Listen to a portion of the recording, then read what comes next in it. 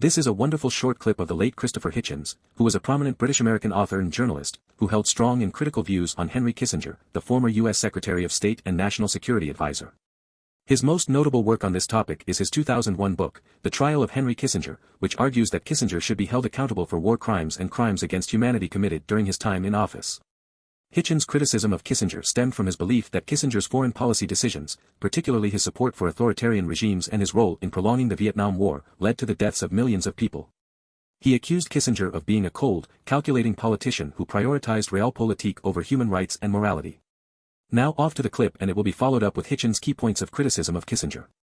What would you do if Henry Kissinger decided to call you and try to bury the hatchet after all these years? That'd be extremely interesting. But one of the reasons I detest him is I sort of know that couldn't happen. He wouldn't even agree, when I was writing my book about him, to have questions submitted in writing, let alone to meet me. He's made it a condition when he appears on television programs that he not be asked about the book. I know this from the producers, several of them. He made it a condition of his appearance at the National Press Club, which I don't think should have agreed, that he not be asked about the book. Never mind his attitude to me.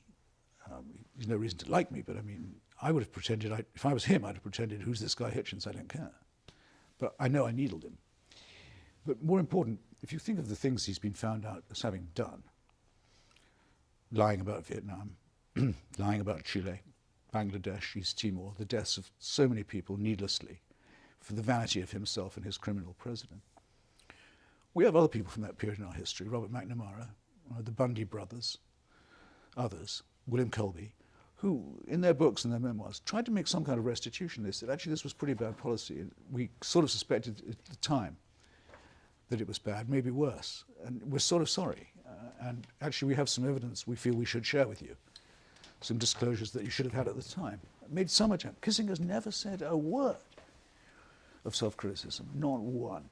And he gets very petulant and angry and spoiled and ugly when he's criticized. So, as Jeeves says in another context, Bertie, the contingency, sir, is a remote one. But if he was to try it, I'd be fascinated to meet him, of course. Hitchens argued that Kissinger supported brutal dictatorships like those in Chile, Argentina, and Indonesia, even when they were engaged in human rights abuses.